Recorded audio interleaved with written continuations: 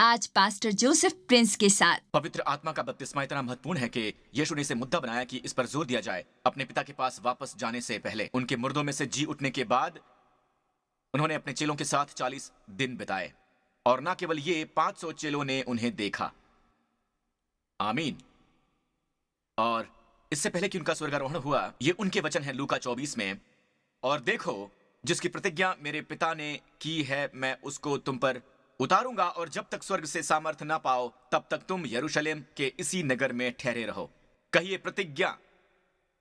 ये प्रतिज्ञा definite article है, मेरे पिता की प्रतिज्ञा। तो पूरे पुराने नियम में हमारे पास परमेश्वर की बहुत सी प्रतिज्ञाएं हैं, पर वहां एक प्रतिज्ञा है। मुझे अच्छी आमीन मिल सकती है? कहिए प्रतिज्ञा। तो आखिर ये प्रतिज्ञा है क्या?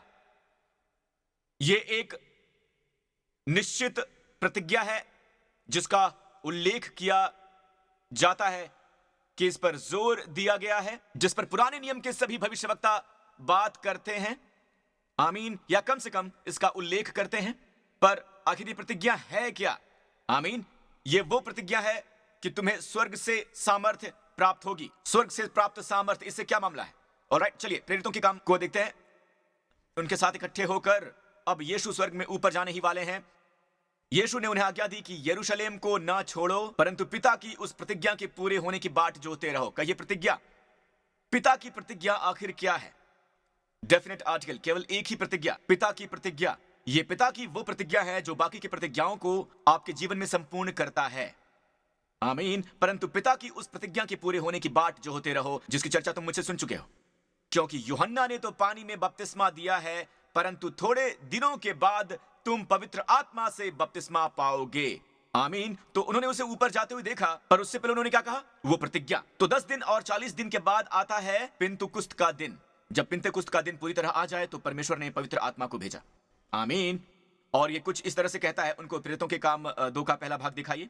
जब पिंतुकुस्त का दिन आ गया और एकाएक आकाश से बड़ी आंधी की सी सनसनाहट का शब्द हुआ। ये क्यों कहता है? क्योंकि पुराने नियम में पहला पिंतुकुस्त था व्यवस्था का दिए जाना। परमेश्वर ने व्यवस्था दी। ओके, ये पहला पिंतुकुस्त था, और इसका नतीजा ये हुआ कि पर्वत के तल पर 3000 लोग मारे गए। पर नए नियम में पिंतुकुस्त का दिन आया, एक नई वाचा आई, क्योंकि यीशु मरे थे और उन्होंने हमारे पापों का हर्जाना भरा, लहू बहाया गया। अब आत्मा लहू को जवाब देता है। क्या आप सुन रहे हैं दोस्तों? जब पिंतुकुस्त का दिन आ गया तो पवित्र आत्मा आया। तो जाहिर है कि यहूदियों के लिए पिंतुकुस्त का दिन इस तरफ है आज भी, और ये बहुत ही अफसोसजनक है कि व्यवस्था मांग करती है पर कभी प्रदान नहीं करती। व्यवस्था पवित्र है पर यह पवित्रता प्रदान नहीं करती। व्यवस्था धर्मी है पर यह आपको धार्मिकता का वरदान नहीं दे सकती। पर जो व्यवस्था मांग करती है, आत्मा आपूर्ति करता है, आत्मा प्रदान करता है, आत्मा देता है। क्या मुझे अच्छी आमीन मिल सकती है? ऑलराइट, व्यवस्था धार्मिकता की मांग करती है, पर परमेश्वर का आत्मा आपको धार्मिकता प्रदान करता है, आपको वो धार्मिकता का वरदान देता है। तो हमें जो करने की जरूरत है वो पवित्र आत्मा प्रदान करता है। वो वहां मांग करने के लिए नहीं है। जो भी पवित्र आत्मा के बारे में सोचते हैं, एक मांग करने वाले के रूप में आपने पवित्र आत्मा को ऐसी जगह डाल दिया जो उसका नहीं है। वो प्रदान करने के लिए है, वो मदद करने के लिए है। मुझे आमीन मिल सकती है? ऑलराइट, तो पिंतुकुस्त के दिन, पहले पिंतुकुस्त पर व्यवस्था दी गई, 3000 लोग मर गए। नई वचा का पिंतुकुस्त आज तक, जब पिंतुकुस्त का दिन पूरी तरह से आ गया है, आत्मा दिया गया और 3000 लोगों को उद्धार मिल गया उस दिन। और पतरस ने उस उपदेश में, इससे पहले कि 3000 लोगों ने उद्धार पाया, पतरस ने असल में कहा, जब वो खड़ा हुआ, पतरस ने खड़े होकर असल में ये कहा, उन्हें प्रेरितों के काम 2:2, नीचे आइए, यीशु को परमेश्वर ने जिलाया जिसके हम सब गवाह हैं। इस प्रकार परमेश्वर के दाहिने हाथ से सर्वोच्च पद पाकर वो हमें बता रहा है कि क्या हुआ यीशु को उनके मुर्दों में से जी उठने के बाद। उसने अभी अभी यीशु को स्वर्ग से जाते हुए देखा था 10 दिन पहले, और अब वो उन्हें बताता है, इस प्रकार परमेश्वर के दाहिने हाथ से सर्वोच्च पद पाकर, हालेलुया, वो जिसे कांटों का ताज पहनाया गया था, वो अब महिमा और तेज का ताज पहने हुए है। हालेलुया। हर ताज उसे बहुत से ताज पहनाता है। हालेलुया, आमीन। वो इसके योग्य है, और पिता से वो पवित्र आत्मा प्राप्त करके, जिसकी प्रतिज्ञा की गई थी, उसने ये उड़ेल दिया जो तुम देखते और सुनते हो। तो ये ऐसा जैसे स्वर्ग में यीशु कह रहे हैं, हे, अब तुम्हारे पास पवित्र आत्मा का वरदान है, मैंने इसकी कीमत चुकाई है। अब पुराने नियम में ये यहूदी लोगों का सपना रहा है कि वो प्रतिज्ञा के प्रदेश को पाएं, पर वो इसे पुराने वाचा में नहीं प्राप्त कर सकते, क्योंकि मसीह अब तक मरा नहीं है। आमीन। पर कुछ ऐसे है जैसे पतरस यहाँ कह रहा है, उसने पिता से पवित्र आत्मा की प्रतिज्ञा पाई है, अब वो इसे उड़ेल रहे हैं, जिसे आप देखते हैं और सुनते हैं। वो भाषाओं में प्रार्थना कर रहे हैं, पवित्र आत्मा उनमें भर गया है तो वो भाषाओं में बात कर रहे हैं। ये कुछ ऐसा है जिसे लोग देख और सुन सकते हैं। आमीन। ये धारणा कि आप उद्धार पाए हैं और फिर आपको पवित्र आत्मा का बपतिस्मा मिला है, और जाहिर है ये शास्त्र आधारित नहीं है। अब हमें पवित्र आत्मा मिलता है जब हम उद्धार पालें, उस पर संदेह ना करें। आपके पास पवित्र आत्मा है, पर पवित्र आत्मा रखना एक बात है और ये पवित्र आत्मा के लिए एक और बात है कि वो आपको अपनाए। मैं पानी पी सकता हूं, पानी अब मेरे अंदर है, पर अगर मैं इसमें कूद जाऊं, मैं किसी पूल में गोता लगा लूं, तो अब मैं पानी में हूं। पवित्र आत्मा का बपतिस्मा ऐसा ही है जैसे आपने पूल में गोता लगाया है। आमीन। एक बार जब आप उद्धार पा लें, आपके अंदर पानी होता है। पवित्र आत्मा का बपतिस्मा है पवित्र आत्मा में डूबे होना। हालेलुया। क्या आपको वो मिला है? इफुस में पौलुस ने विश्वासियों से कहा, प्रेरितों के काम की पुस्तक में पौलुस इफुस के शहर से गुजरा और उसने कहा, विश्वासियों को देखा और उसने उनसे पूछा, क्या तुमने पवित्र आत्मा को पाया है जब से तुमने विश्वास किया है? क्या उन्हें कभी पाया है? तो जाहिर है वो पवित्र आत्मा के बपतिस्मे का हवाला दे रहा था। कितने जानते हैं कि पहली चीज जिसे अपने पिता से प्राप्त करने के बाद यीशु बहुत खुश हुए, वो थी पवित्र आत्मा की प्रतिज्ञा। और उसने आगे कहा, जो आप यहां देखते हैं और सुनते हैं। पतरस ने उन्हें बताया। आमीन। याद कीजिए, जब यीशु धरती पर एक विशेष दिन चल रहे थे और वो पर्व का एक बहुत ही महान दिन था, होशन्ना राबा, यूहन्ना 7 में। फिर पर्व के अंतिम दिन जो मुख्य दिन है, जो होशन्ना राबा, यहूदी लोग इसे यही कहते हैं, वाचा के तंबू के पर्व का सबसे बड़ा दिन यानी अंतिम दिन। यीशु खड़ा हुआ और पुकार कर कहा कि अगर कोई प्यासा है तो मेरे पास आकर पिए। ये कितना कठिन है। जानते हैं, अनुग्रह के आदेश हमें असल में योग्य बनाते हैं। अगर आप प्यासे हैं तो आइए और मुझे पीजिए। क्या ये आज्ञा है? नहीं है, ये तो अनिवार्य है। क्या ये सचमुच कठिन काम है? अगर आप भूखे हैं तो खाइए। क्या आप समझ रहे हैं? नहीं, वाचा की आज्ञाएं और आदेश असल में हमारे स्वभाव का हिस्सा हैं। जी हाँ, आमीन। अगर कोई प्यासा है तो मेरे पास आकर वो पिए। जो मुझ पर विश्वास करेगा, जैसा पवित्र शास्त्र में आया है, उसके हृदय में से जीवन के जल की नदियां बह निकलेंगी। अगला वचन, उसने ये वचन उस आत्मा के विषय में कहा जिसे उस पर विश्वास करने वाले पाने पर थे। वो आप और मैं हूं, क्योंकि आत्मा अब तक न उतरा था। आत्मा न उतरा था क्योंकि यीशु अब तक अपनी महिमा को न पहुंचा था। क्या आप सुन रहे हैं? पवित्र आत्मा अभी तक नहीं दिया गया था क्योंकि यीशु अभी तक महिमा मंडित नहीं किया गया था। आमीन। दूसरे शब्दों में, जब यीशु को महिमा मंडित किया गया, इसका क्या मतलब है? पवित्र आत्मा दिया जाता है। पवित्र आत्मा का जीवन एक बहुत ही शानदार जीवन है। बहुत बार जानते हैं, पवित्र आत्मा में प्रार्थना करेंगे आप भाषाओं में प्रार्थना करते हैं, आप अपने आत्मा को पवित्र आत्मा में सेंसिटाइज कर देंगे और आप जिएंगे विचारों द्वारा, न कि तर्कों के द्वारा। लोग क्यों हारते हैं? क्योंकि वो बहुत ही ज्यादा तर्क करते हैं बजाय कल्पना करने के। परमेश्वर ने आदम को हव्वा के आने के पहले बताया था। परमेश्वर ने आदम को बताया था कि वाटिका के सभी वृक्षों से तुम फल खाने को स्वतंत्र हो, या इसे इब्री में टोकल कहा जाता है। यह शब्द अकाल 2 बार आता है। आजादी से खाओ, जैसे सिंग्लिश में भी हम कहते हैं, ठीक है, खाओ खाओ खाओ खाओ खाओ। हम इब्री के बहुत ही करीब हैं। तो सचमुच इब्री में लिखा है कि आजादी से खाओ, आजादी से खाओ। तो परमेश्वर की उदारता की ओर देखिए। लोग कहते हैं, खैर, परमेश्वर ने उनके पेड़ के लिए मना किया था, तुम क्यों उसी पर फोकस करते हो? कितने पेड़ों के बारे में परमेश्वर कहते हैं कि आजादी से खाओ? पर यह दिखाने के लिए कि तुम मेरा और मेरे स्वामित्व का आदर करते हो, यह दिखाने के लिए कि तुम परमेश्वर के रूप में मुझे स्वीकार करते हो। दशमांश भी इसी के बारे में है। यह आपको मिलता है, यह उनके लिए है जिन्हें प्रकाश प्राप्त होता है। तो यह स्वीकार करो और इस पेड़ से मत खाओ। पर यह वो पेड़ है जिसे परमेश्वर ने दिया, परमेश्वर ने उगाया। पर मनुष्य के लिए यह जरूरी है कि वो इससे हमेशा ना खाए। परमेश्वर का स्वामित्व स्वीकार करने के लिए मनुष्य सेवक है। आमीन। क्या आप सुन रहे हैं? पर जब हम गहराई में जाते हैं तो पेड़ किस प्रकार का है? पेड़ का नाम क्या कहलाता है? भले और बुरे का ज्ञान। तो भले के ज्ञान में क्या खराबी है? क्या यह उतना ही खराब है जितना बुराई का ज्ञान खराब है? जिस दिन तुम इसका फल खाओगे, परमेश्वर ने आदम से कहा, मर जाओगे। इब्री में मर जाओगे। मरते हैं आप धीरे धीरे, आप आत्मिक तौर पर मर जाते हैं, आप धीरे धीरे मरते हैं।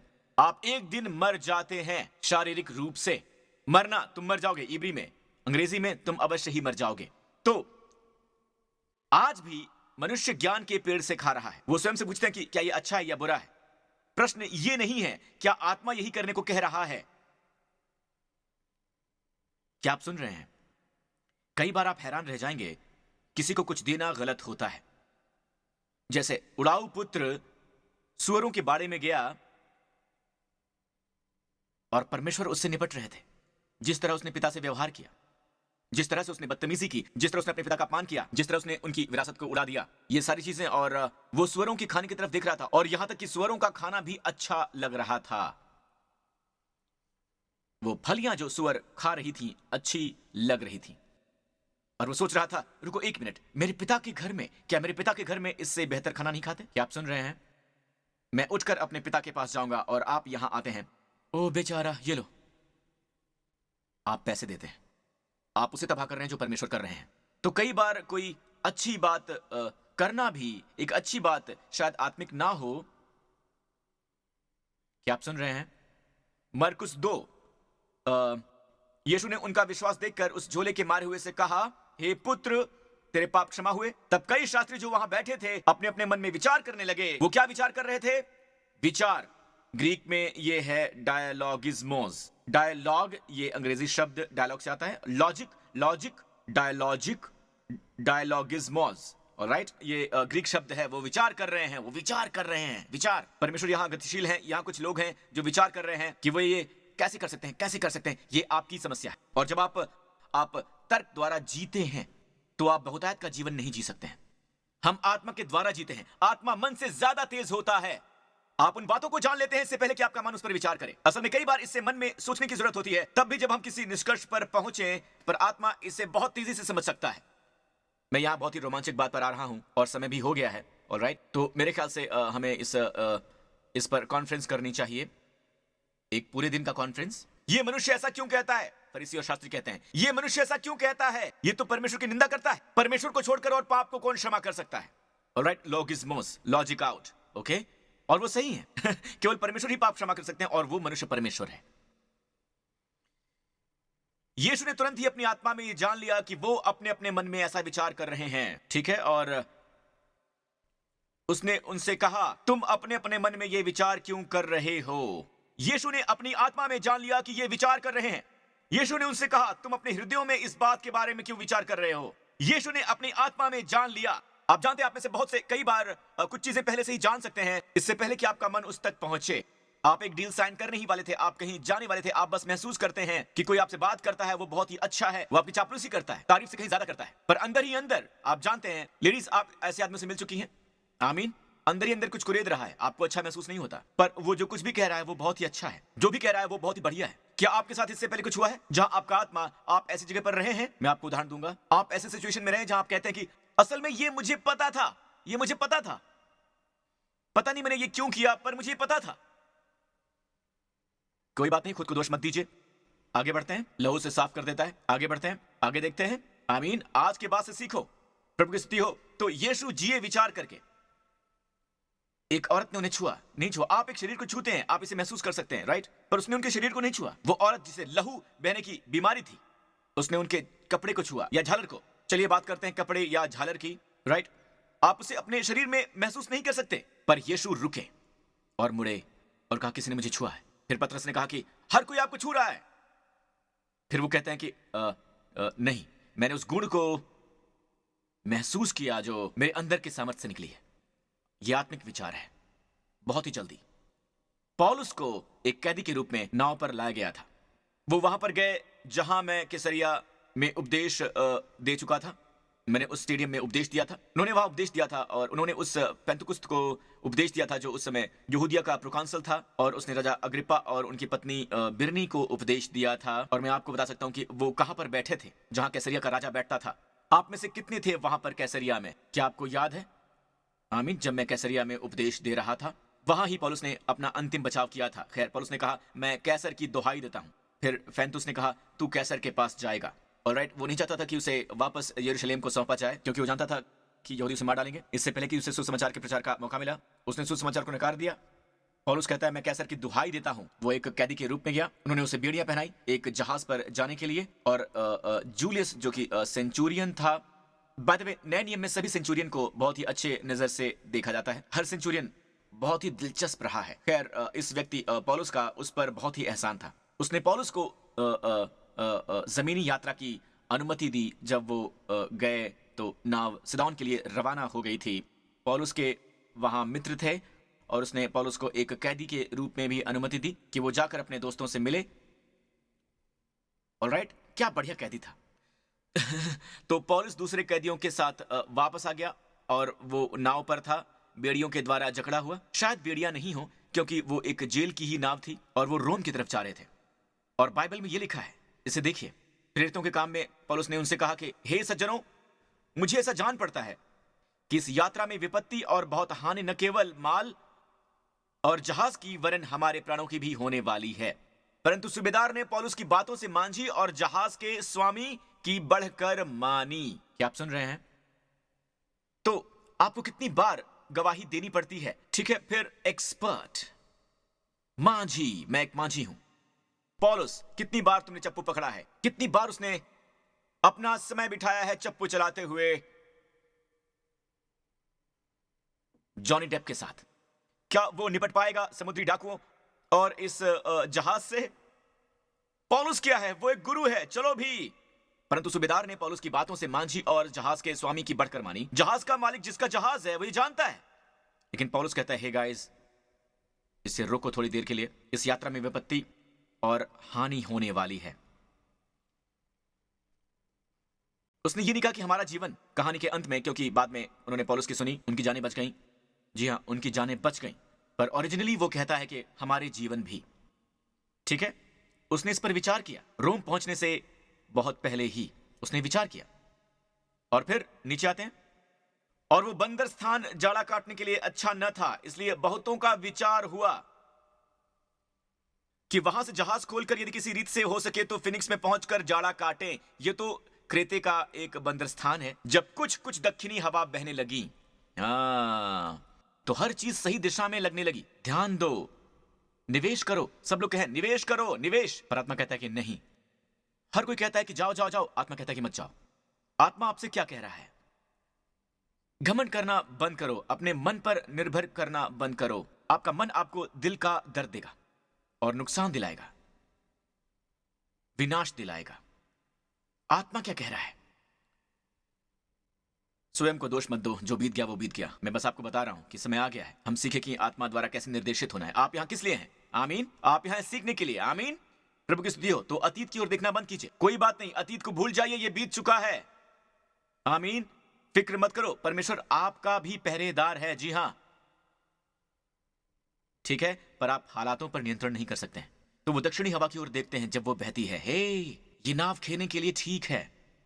ऑलराइट, तो ये समझकर कि हमारा मतलब पूरा हो गया, लंगर उठाया और किनारे धरे हुए क्रेते के पास जाने लगे। आप जानते हैं क्या हुआ, है ना? अगला वचन, परंतु थोड़ी देर में वहां से एक बड़ी आंधी उठी जो यूरोक्लाइडॉन कहलाती है। जब ये जहाज पर लगी तब वो हवा के सामने ठहर न सका, तो हमने इसे बहने दिया और इसी तरह से बहते चले गए। अंत में हवा उन्हें वहां ले आई जहां उन्हें जाना था। और ये सब इसलिए हुआ क्योंकि उन्होंने पौलुस की बात नहीं मानी। अब क्या ये जरूरी थी? नहीं। अंत में बहुत दिनों के बाद, नीचे आ जाइए, जब वो बहुत उपवास कर चुके तो पौलुस ने उनके बीच खड़े होकर कहा कि हे लोगों, तुम्हें मेरी बात सुननी चाहिए थी। ये मुझे पसंद है। ऑलराइट लोगों, तुम्हें मेरी बात सुननी चाहिए थी। एक कैदी जहाज के मालिक को बता रहा है, मांझी को बता रहा है, एक्सपर्ट को बता रहा है, सेंचुरियन को बता रहा है, रोमी सिपाहियों को, कि तुम्हें मेरी बात सुननी चाहिए थी। यहां परमेश्वर विश्वासियों को लाना चाहते हैं कि लोग आपको देखकर कहें कि वो सही कह रहा था, वो सही कह रही थी, तुम्हें मेरी बात सुननी चाहिए थी। ना क्रेते से जहाज खोलते और ना ही विपत्ति और हानि उठाते। उन्होंने बहुत सारी चीजें खो दी। मैं नीचे आ रहा हूं, ठीक है, मैं बस आगे बढ़ रहा हूं, परंतु अब मैं तुम्हें समझाता हूं। और फिर भी उसने उन्हें दोष नहीं दिया, क्योंकि तुम में से किसी के प्राण की हानि ना होगी, केवल जहाज की होगी। क्योंकि परमेश्वर जिसका मैं हूं और जिसकी सेवा करता हूं, उसके स्वर्गदूत ने आज रात मेरे पास आकर कहा, हे पौलुस, डर मत, तुझे कैसर के सामने खड़ा होना अवश्य है। और देख, परमेश्वर ने सबको जो तेरे साथ यात्रा करते हैं तुझे दिया है। इसलिए हे सज्जनों, ढांढस बांधो, जैसा मुझसे कहा गया है वैसा ही होगा। परंतु हमें किसी टापू पर जा टिकना होगा। और वो हुआ माल्टा के द्वीप पर, जहां उनका जहाज दो सागरों के बीच अटक गया। उसने उसका पिछला हिस्सा तोड़ दिया, पर वो सब पानी में कूद गए। जो तैर सकते थे माल्टा के द्वीप पर तैर कर गए, कि तख्तों पर तैर कर आए। वो जो तैर नहीं सकते थे वो तख्तों पर गए, वगैरह वगैरह। सभी सुरक्षित पहुंच गए। क्या आप समझ रहे हैं? क्योंकि उन्होंने पौलुस की बात मानी। असल में बीच में भी पौलुस ने उन्हें बताया, वो भागने की कोशिश कर रहे थे। और वो लोग जो नाव के इंचार्ज थे, उन्होंने ऐसा तूफान कभी नहीं देखा था। उन्होंने नाव से भागने की कोशिश की। पौलुस ने सूबेदार से कहा, इनसे कहो कि जहाज पर ही बने रहें, वरना हम सब मारे जाएंगे। और इस बार सूबेदार ने पौलुस की बात मानी, उसकी बात सुनी। ओके, और नतीजतन सभी लोग सुरक्षित पहुंच गए। मैं बस ये साझा करना चाहता हूं, आत्मा गवाही देता है आपकी आत्मा के साथ। आमीन। पर अगर आप सुनिश्चित नहीं हैं, अब अगर आप ये सोच रही हैं कि खैर मैं अपने दिल में ये महसूस कर रही हूं कि मैं अपने पति को तलाक दे दूं, तो ये आत्मा नहीं है, ये शैतान है। ऑलराइट? मुझे लगता है कि अपनी आत्मा में, जानते हैं, मैं इस लड़की के साथ रिश्ता शुरू करना चाहता हूं और आप एक शादीशुदा आदमी हैं। ये आत्मा नहीं है, ये आत्मा नहीं है। हे! ये आत्मा है ही नहीं। ओके? ऑलराइट? मुझे लग रहा है कि मैं उसे खरी खोटी सुनाऊं। आप अपने मन के बहुत से ज्यादा टुकड़े कर रहे हैं, मैं कह सकता हूं। ऑलराइट? ये आत्मा नहीं है। ओके? तो ये कभी परमेश्वर की इच्छा का विरोध नहीं करेगा, पर यह आपको हमेशा ले जाएगा शांति और विश्राम के रास्ते पर, और आपको बहुतायत में लाएगा एक बहुत बड़े प्रदेश में। बाय द वे, माल्टा, वो द्वीप जहां वो सब शरणार्थी के रूप में गए, ग्रीक में इसका मतलब है शहद। आत्मा हमेशा आपको लाएगा, अगर आप पौलुस की बात सुनेंगे, उसकी पत्री को सुने और वो सब, तो फिर वही है जिसने परमेश्वर को प्रकाश दिया अनुग्रह के सुसमाचार का, और वो हमेशा आपको लाएगा ऐसे प्रदेश में जहां दूध और मधु बहता है। आमीन।